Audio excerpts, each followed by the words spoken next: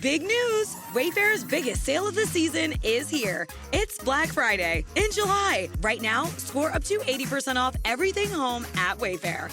Get our lowest prices of the summer for 5 days only. Plus, amazing doorbuster deals and 24-hour surprise flash deals with fast and free shipping site-wide. So don't wait. Head to Wayfair.com today to score up to 80% off now through July 28th. Wayfair, every style, every home. This podcast is sponsored by Talkspace. You know when you're really stressed or not feeling so great about your life or about yourself? Talking to someone who understands can really help. But who is that person? How do you find them? Where do you even start? Talkspace. Talkspace makes it easy to get the support you need. With Talkspace, you can go online, answer a few questions about your preferences, and be matched with a therapist. And because you'll meet your therapist online, you don't have to take time off work or arrange childcare. You'll meet on your schedule, wherever you feel most at ease. If you're depressed, stressed, struggling with a relationship, or if you want some counseling for you and your partner, or just need a little extra one-on-one support, Talkspace is here for you. Plus, Talkspace works with most major insurers, and most insured members have a $0 copay. No insurance? No problem. Now get $80 off of your first month with promo code SPACE80 when you go to Talkspace.com. Match with a licensed therapist today at Talkspace.com. Save $80 with code SPACE80 at Talkspace.com. He's a retired police officer and firefighter.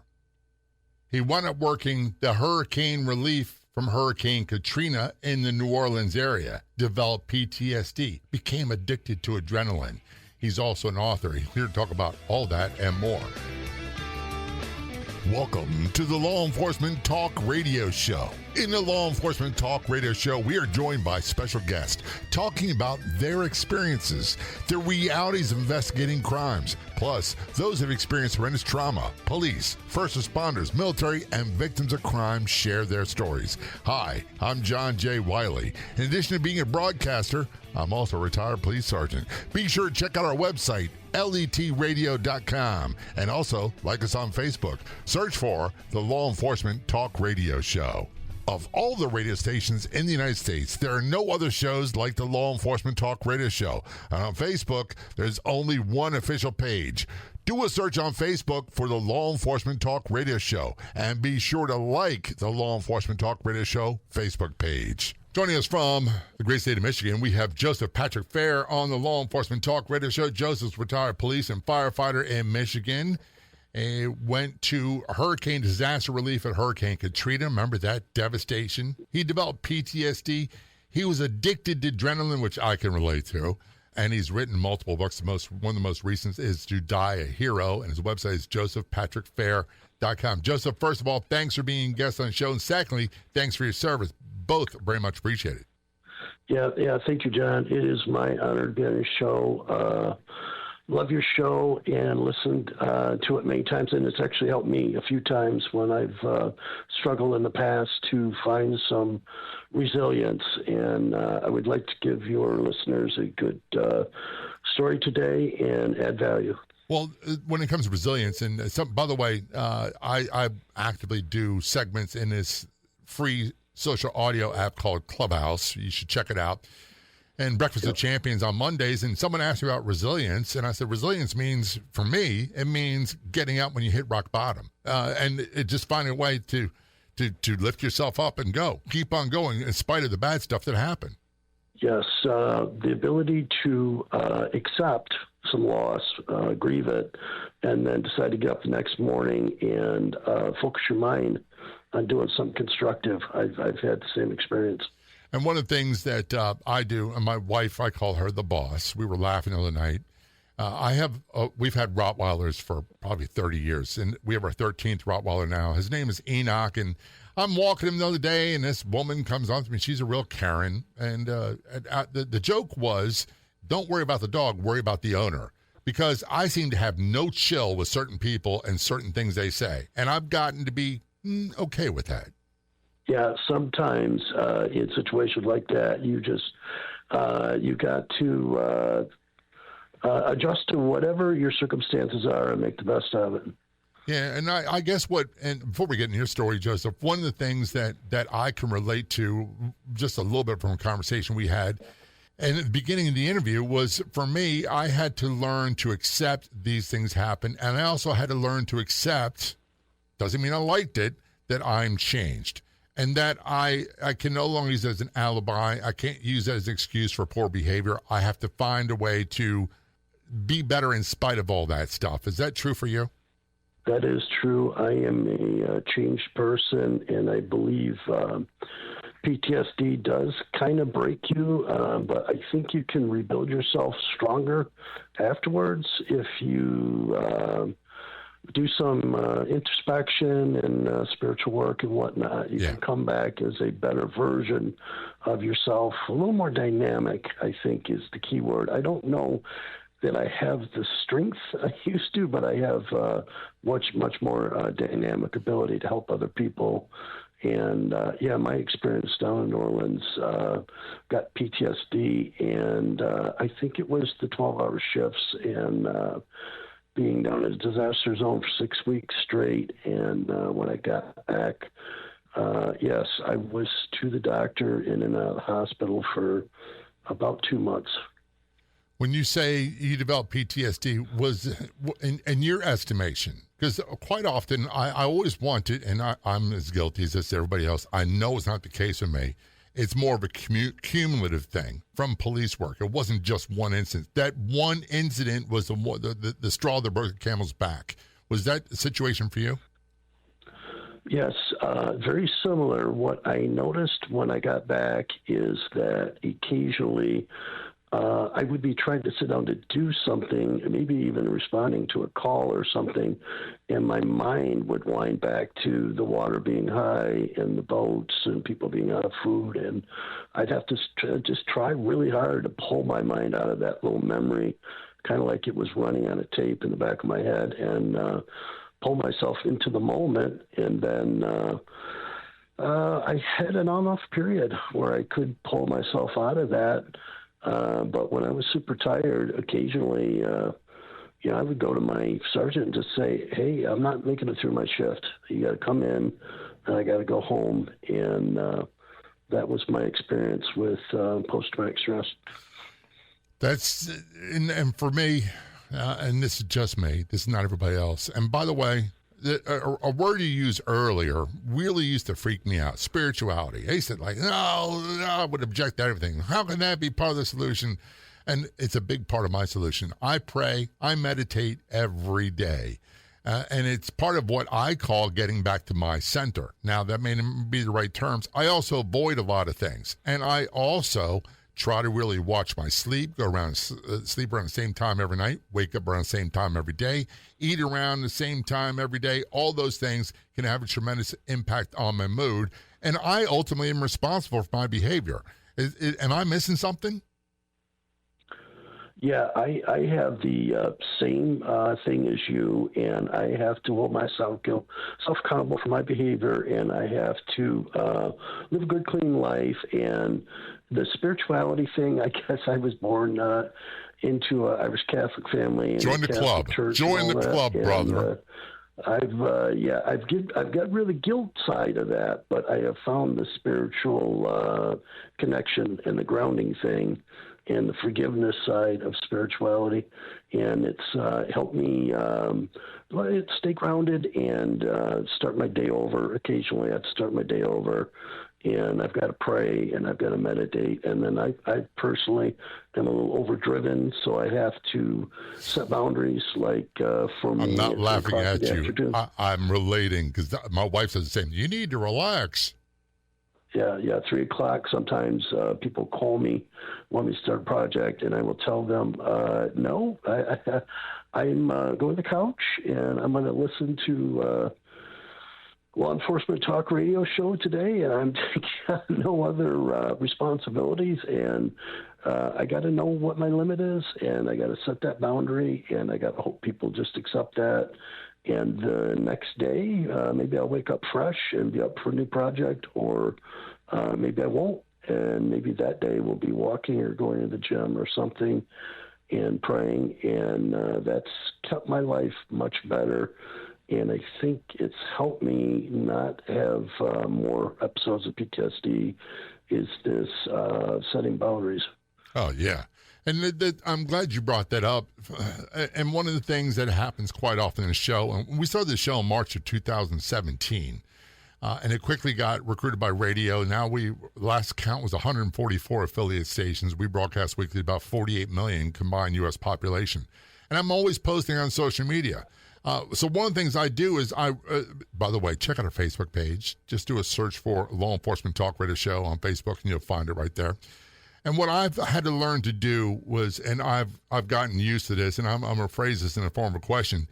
When I was policing in Baltimore, I got called every name in the book by people, and you kind of get immune to it. I had to learn to develop thick skin and not respond to idiots online. Yes, I do know exactly what you're talking about, and I've noticed that I can have similar trouble like that, and I have to spiritually look at what the outcome is going to be if I engage in something. Right. We're talking with Joseph Patrick Fair on the Law Enforcement Talk Radio Show.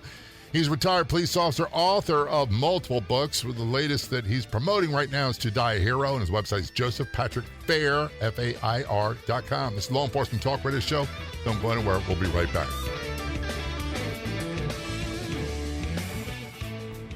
Remember when free meant free? No charge, no credit card information needed. Well, a place like that still exists on the internet. The Law Enforcement Talk Radio Show website, letradio.com. Where everything is free, including the podcast, episodes are available after airing on radio. The website is letradio.com. That's letradio.com. Where free means free. This podcast is sponsored by Talkspace. You know when you're really stressed or not feeling so great about your life or about yourself? Talking to someone who understands can really help. But who is that person? How do you find them? Where do you even start? Talkspace. Talkspace makes it easy to get the support you need. With Talkspace, you can go online, answer a few questions about your preferences, and be matched with a therapist. And because you'll meet your therapist online, you don't have to take time off work or arrange childcare. You'll meet on your schedule, wherever you feel most at ease. If you're depressed, stressed, struggling with a relationship, or if you want some counseling for you and your partner, or just need a little extra one-on-one support, Talkspace is here for you. Plus, Talkspace works with most major insurers, and most insured members have a $0 copay. No insurance? No problem. Now get $80 off of your first month with promo code SPACE80 when you go to Talkspace.com. Match with a licensed therapist today at Talkspace.com. Save $80 with code SPACE80 at Talkspace.com.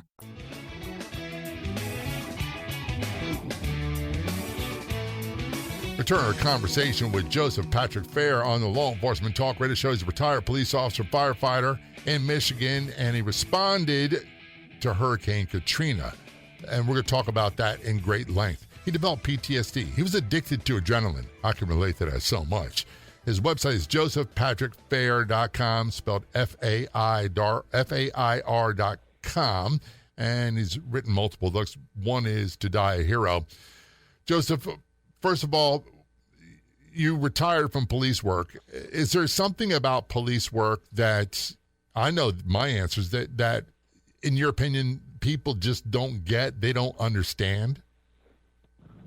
Yeah, I think the thing that people don't get about law enforcement is this thing that you respond to a call, and then possibly you're with a good group of guys, and you step out to the cruiser and you try to decide what is the best possible outcome for a situation. Maybe somebody has a warrant. Maybe there's an assault. Maybe in this case, you should throw the book at them because they've been in trouble all their life.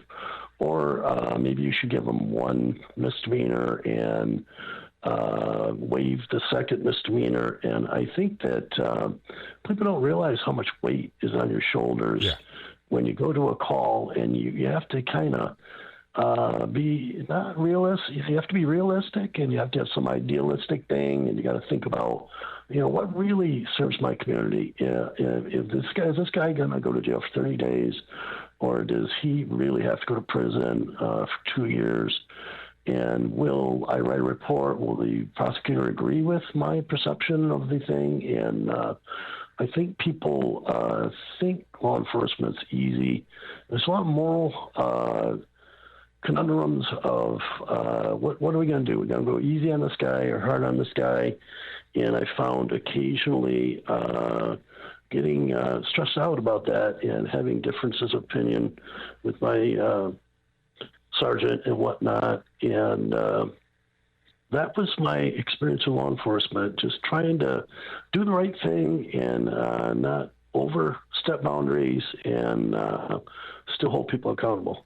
One of the things that I look back at my career, and I went in the academy when I was 21 and turned 22 when I hit the streets. And one of the most treacherous calls for me and police in general were domestic disputes, family disputes, whatever you want to call it. And I remember the first thing was you're trying to settle things down. What can you do to make things calmer, try to get resolved? There's no physical violence, just a lot of yelling, all that stuff, and protect yourself at the same time. And then we had an incident happen in Torrington, Connecticut, and it changed the rules totally. And immediately, there was no more giving Joe a break. It was if there was any kind of bodily injury or you thought there might be when you left, you had to take someone to jail. That was going to be that guy. Yeah, we have a similar thing here in Michigan. If you show up and it meets all the elements of the crime of domestic violence and somebody's bruised at that point, the other party's, the responsible party is going to go to jail. That's right. And we would occasionally look at this other one that got me really is, okay, now what are we going to do with the kids? Are we going to get the kids to the grandparents? Are they going to the cousins? Do we need to get social workers over? That one was the one that actually tore the most into my stomach. I think a couple of those calls actually, you go to call and you call social workers and then you get the feeling afterwards that maybe we should have called the grandparents and let the parent, let them have a chance, or the grandparents talk to the social worker before we remove the kids, and those type of things was probably the toughest part of law enforcement for me. And by the way, for me, I feel like it was the best training ground for the really bad stuff. And what I'm getting at was, I don't know that there is anything prepare someone for the devastation you experienced when you went to Hurricane Katrina. Did anything, the domestics, all the bad stuff, did any of that prepare you for what you witnessed and endured? No, the uniform doesn't protect you from injuries, moral injuries. I mean, it does kind of protect you if you got your vest on, somebody tries to shoot you, it does that. But the emotional side of it, the uniform doesn't protect you. And I had a lot of training, and I had got down there, and I thought I was prepared. I thought I had seen enough trauma to get over it. And then there was the cumulative fact that I didn't process some of these big things that I went to. And then we would work 12-hour shifts. So I'd eat something, I would lay in a cot, and then get back up and go out to something else. And then by the time I got done down there, I just felt like I was carrying a lot on my back, just exhausted, and couldn't think clearly, and was super relieved to get out, to be honest with you. The minute my supervisor said, "You're going home," was like a 40-pound weight off my shoulders. Just my duty's done. I've done my tour. I'm out of here. And then when I got home, I was a wreck for about 2 months. Yeah, and I got to ask this. There's things I still carry. And if I'm not on my toes and I don't take care of the things we talked about, eating, sleeping, watching my intake of violent stuff, all that stuff, and if I don't pray and I'm not meditating, all that stuff, they pop up. And is this one of the things, does it still pop up for you? Yeah, it was a very normal conversation in a coffee shop with a guy that I bonded down there with, Carl, and he talked about being on the causeway there, and he was kind of a wild guy, and he said, I watched that hurricane come in through the causeway, and he said it looked something like out of the Bible, just a wall of water 15, 16 feet high come rushing in. And he told the story about just seeing a lot of people swiped away, and that story just kept going round and round. in my mind of that hurricane coming in, and he was up on a high bridge. He saw it coming, and just utter devastation, he said, after the tornado came through. And it took a lot of time before that I processed that whole thing and moved on. One of the things I stumble with, and I've gotten much better with, Joseph, and maybe it's Katrina for you, maybe it's a lot of other things, but I had to, and maybe it's part of the Irish Catholic thing, I don't know, but I had to get rid of the coulda, shoulda, woulda. I'm not God, I'm not Superman, I was just doing the best I could with what I had at the time, and that survivor's guilt or whatever people want to call it. Did you struggle with that at all?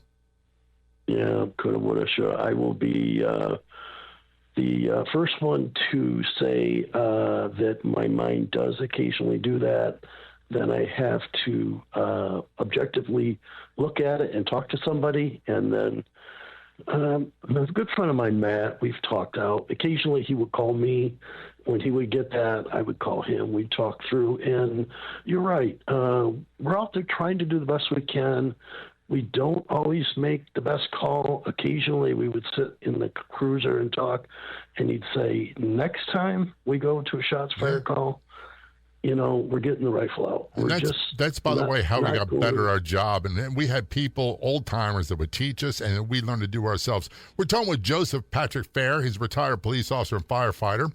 He responded to Hurricane Katrina for the cleanup, the disaster relief. He developed PTSD. He was addicted to adrenaline, which we'll talk about in a few moments. He's author of multiple books. One is To Die a Hero, and his website is josephpatrickfair.com. This is Law Enforcement Talk Radio Show. Don't go anywhere. We will be right back.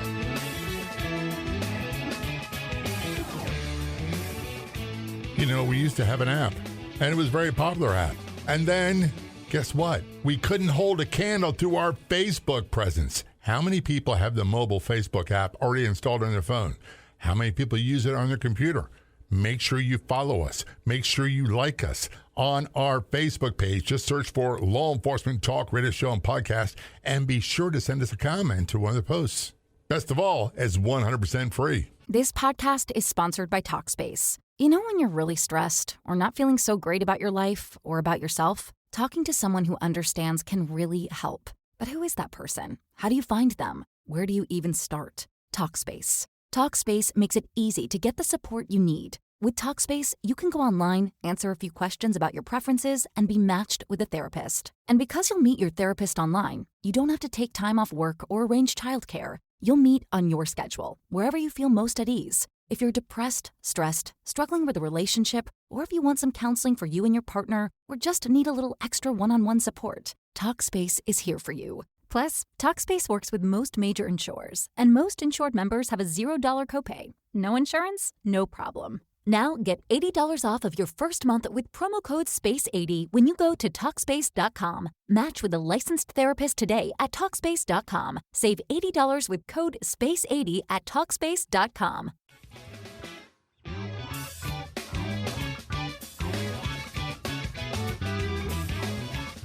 Return a conversation with Joseph Patrick Fair. Joseph is a retired police officer and firefighter.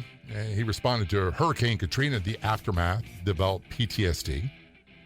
Ding, ding, ding, me too. He was addicted to adrenaline. Ding, ding, ding, me too.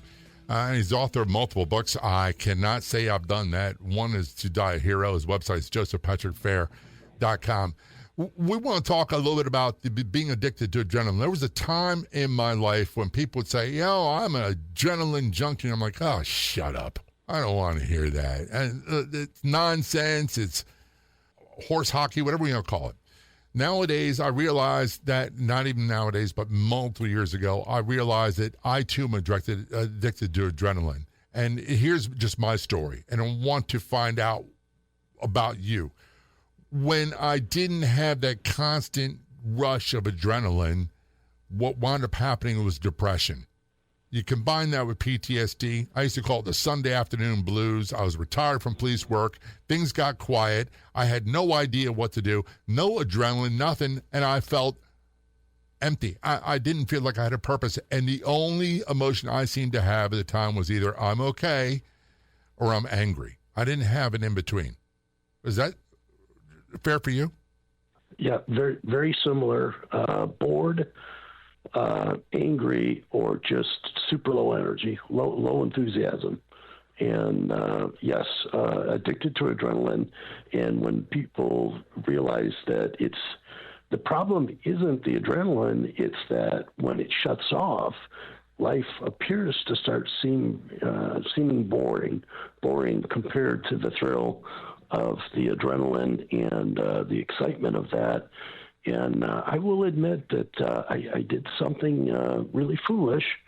And I got back from Hurricane Katrina, and I was not thoroughly healed, but I was in and out of the hospital with multiple intestinal issues and health issues, and I got better, but I wasn't right. But my buddies would call and say, hey, there was a high-speed chase last night, you missed it, and there's a shootout in the next county, and you missed that, and I went to my sergeant and told him that I was healthy and ready to come back to work, and I wasn't, to be completely honest with you. And it was to get back in the car and have the adventure and the adrenaline. And in my case, my health just kept having reoccurring problems.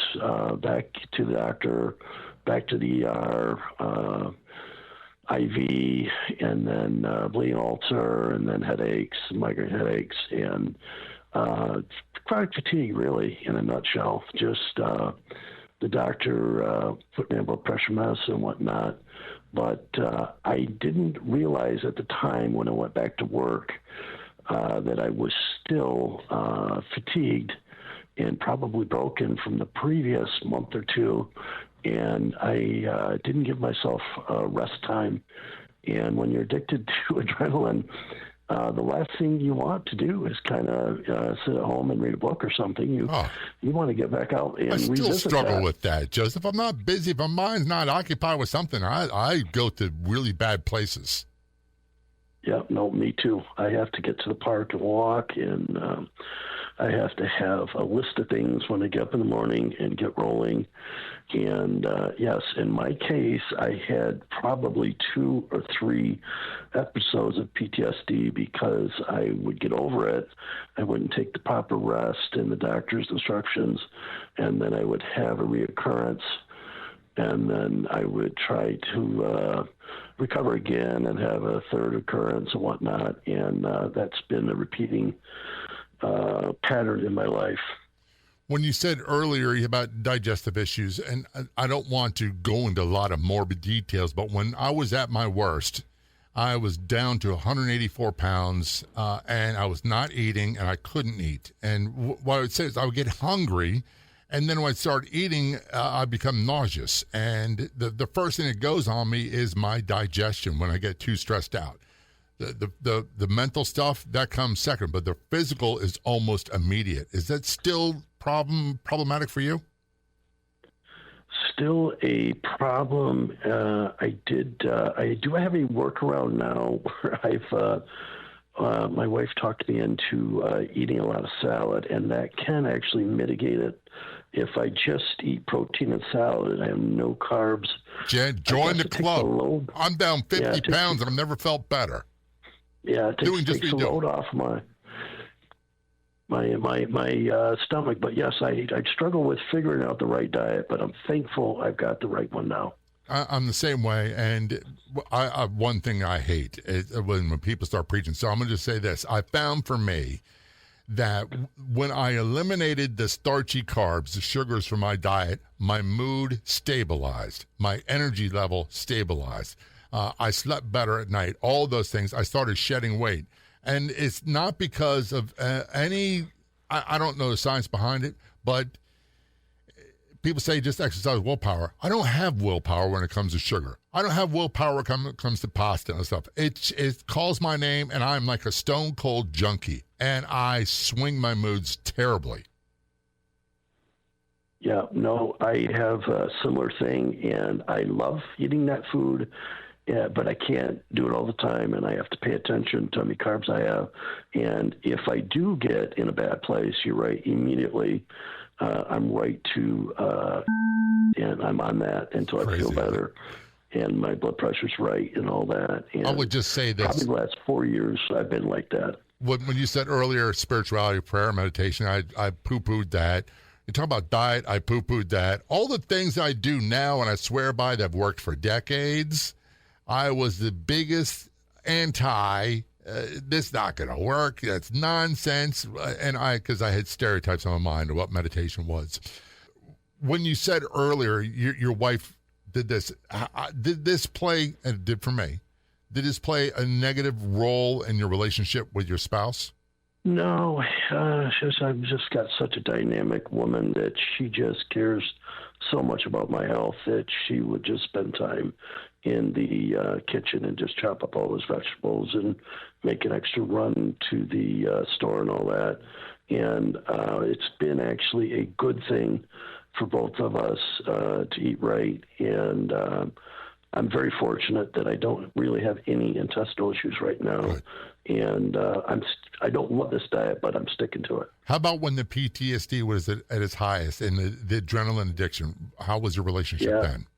Oh, it was weak and occasionally stormy, and I think there were periods where I would have to just leave the house. I could see things were brewing, and I said, well, maybe I'm going to explode today, so I'm going to go to the park and walk, and then maybe an explosion would be more like smoke and flares instead of an explosion. And I'm lucky that I kind of see, I can hear the whistle pot blowing, the coffee and tea and that.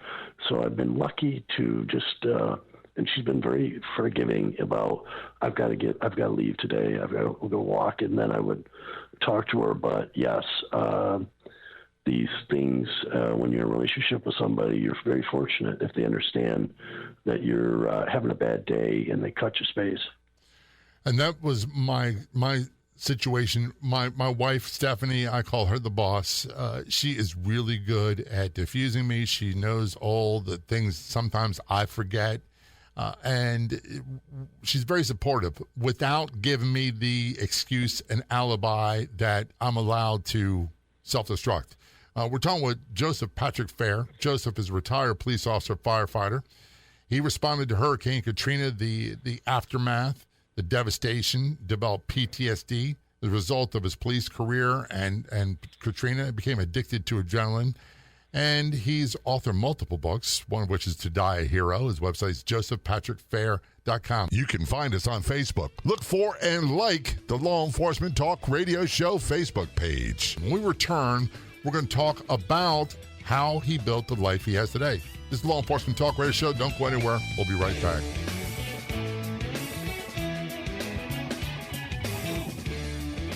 I know we've all got lots of apps on our phone, but there's one you should check out, the Medium app, medium.com. And be sure to follow the Law Enforcement Talk Radio Show and podcast, where you find great articles, blog posts from me on Medium. That's the Law Enforcement Talk Radio Show and podcast on the Medium app, or you can go directly to medium.com. This podcast is sponsored by Talkspace. You know when you're really stressed or not feeling so great about your life or about yourself? Talking to someone who understands can really help. But who is that person? How do you find them? Where do you even start? Talkspace. Talkspace makes it easy to get the support you need. With Talkspace, you can go online, answer a few questions about your preferences, and be matched with a therapist. And because you'll meet your therapist online, you don't have to take time off work or arrange childcare. You'll meet on your schedule, wherever you feel most at ease. If you're depressed, stressed, struggling with a relationship, or if you want some counseling for you and your partner, or just need a little extra one-on-one support, Talkspace is here for you. Plus, Talkspace works with most major insurers, and most insured members have a $0 copay. No insurance? No problem. Now get $80 off of your first month with promo code SPACE80 when you go to Talkspace.com. Match with a licensed therapist today at Talkspace.com. Save $80 with code SPACE80 at Talkspace.com.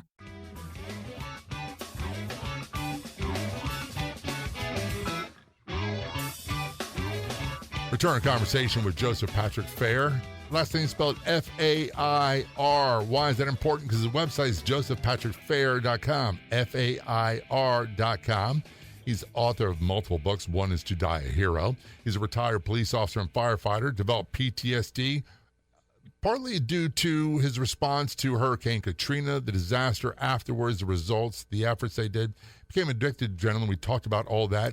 One of the things, Joseph, that really, I think for me, your story I can relate to the most is I got really trapped in the details and comparing. Well, what they go through is worse. And one of the things you said earlier in the conversation that really struck home with me is, and the best comparison I came up with is, when things got quiet, that's when a real problem for me started. And I remember watching a lot of combat veterans. They said they were fine when they're in the thick of it. They knew what to do. They knew their role. And then when they came home and that switch was turned off, they didn't know what to do. And that's where the real problem started.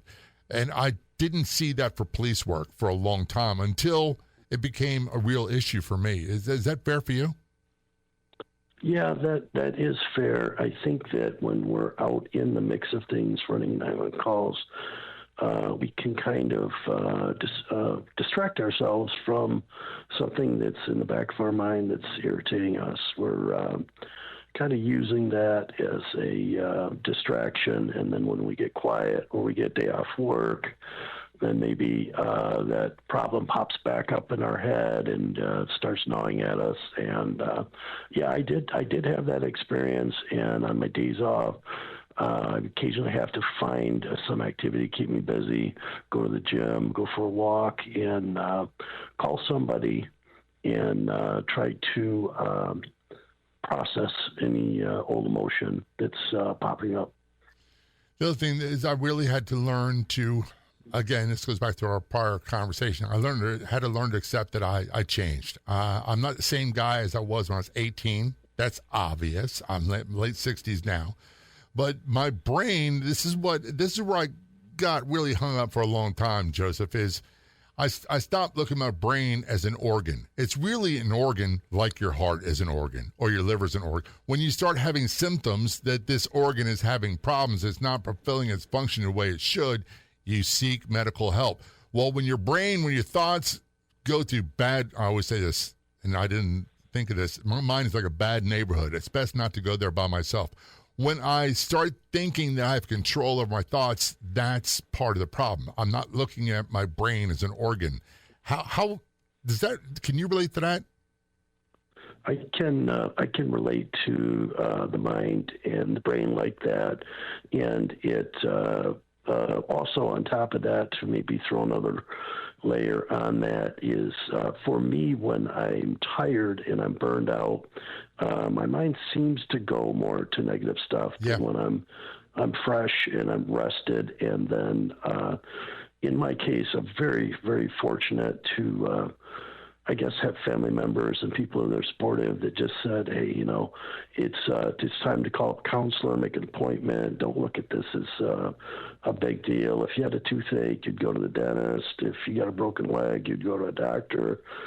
If your brain can't find positivity and love, then you got to get to somebody and get that treated. So in my case, yes, I went to cognitive behavioral therapy. It was probably one of the best decisions I've ever made. I think this thing that people want to classify somebody as broken, I would see somebody in therapy more as like somebody going to the gym. If your muscles aren't where they're at, you go to the gym, you work out, and if your mood's not where it's at, you ought to get to a counselor and you ought to talk through. And the upside of this whole thing is if you go to a counselor and talk and open up and are honest, it's going to get you the same results as if you go to the gym and lift weights. You're going to feel better, look better, and your life will get better. So, I'm a firm supporter of going, letting a professional make an assessment and take treatment. Is that when you started writing your books, or is that why you started writing your books? That's one of the reasons I started writing the books. I knew that I wanted to tell a story, and I knew that it would be very good for therapy to get down on a Google Doc and write that out. And then I knew that by reading that over and over again, and maybe some of the things that were traumatic in there, when I actually typed them out and then reread them, there's a little bit of abstraction that takes place where you're kind of reading from third person, and it did actually help me process it. And the therapist told me a few times writing it will definitely make it more logical and less emotional. Yeah, and because I was always taught that the two sides of the brain can't fire at the same time. It's using one side or the other, and writing is a different. Plus, it's for me. This is just for me. It's a lot harder for me to lie, justify, minimize, explain away behavior when I write about it. Yeah, it's completely true. There's two sides of the brain. One is definitely into the creative side, and one is into the logic side. And you are exactly right. When you write down like that, it's using that part of your brain that trying to references truth and all that stuff. And it is true that you're using one side of your brain or the other most of the time. Joseph, did this writing lead to your first book? The writing led to my first book, and then in my case went on. It's a second book, but really it's kind of a second version of the first book. And then the third book, I hired a writing coach, and I had figured out that what I wanted to do on the third book, I was incapable of doing. I did an assessment, and and then the third book really did click. Like many things, when you get an expert in on it, and they took marketing coach and writing coach and beta readers and all that. So I call the first two books warm-ups, and the third book is it's incredible. Well, it's funny how we realize when we reach out to someone that really knows what they're doing, we find out, I'm speaking for me, we find out that we really didn't know. We were based off doing something made it much more difficult. Was that your experience? Completely true. And I stumbled, and I kept doubting myself and kept rewriting, re-editing, and all that stuff. And there is something about the human condition where we do a creative project and we don't know. We just we're biased of our own work, so we need that neutral person. And Susan, lady, helped me with the book. She was very kind, but she was very honest. And she said, "No, this has got to come out. This will never work. And then it's got to have 3 acts, and you got to have a cliffhanger here." And she understood exactly what made a good book. And when we were done working on it, it was 3 to 5 times better than what I thought I would produce. Is that what led to the birth of your website, josephpatrickfair.com? Yeah, that led to the birth, and then I've been coaching people, writing, and then pivoting to going on to radio shows, podcasts, and just recently, December of last year, got a little TV show that I created on public broadcasting, the local public broadcasting cable station here in town. You had to throw in there that little thing, that negative self-talk of, it's a little show. Man, you're not doing bad for an old retired cop, are you? John, you are exactly right. I minimize it. Oh, I still do that too. To be humble. Yes, I'm trying to be humble. I've been very fortunate to have a lot of creative ideas, and I think it is actually connected to drive, and it's connected to some level of spirituality, and then the courage to make mistakes and adjust and correct and all that is where these things come from. If everybody's listening, they would like to snap their fingers and be world famous overnight. No, it's hard work, dedication, and courage. And there is no overnight. Joseph, thank you so much for telling your story and being a guest on the Law Enforcement Talk Radio Show. Both very much appreciate it. Hey, it's been my pleasure, John. I love your show, and thank you. I'd like to thank our guests for coming on the Law Enforcement Talk Radio Show. The Law Enforcement Talk Radio Show is a nationally syndicated weekly radio show broadcast on numerous AM and FM radio stations across the country. We're always adding more affiliate stations. If you enjoyed the podcast version of the show, which is always free, please do me a favor and tell a friend or two or three. I'll be back in just a few days with another episode of the Law Enforcement Talk Radio Show and Podcast. Until then, this is John J. Wiley. See ya.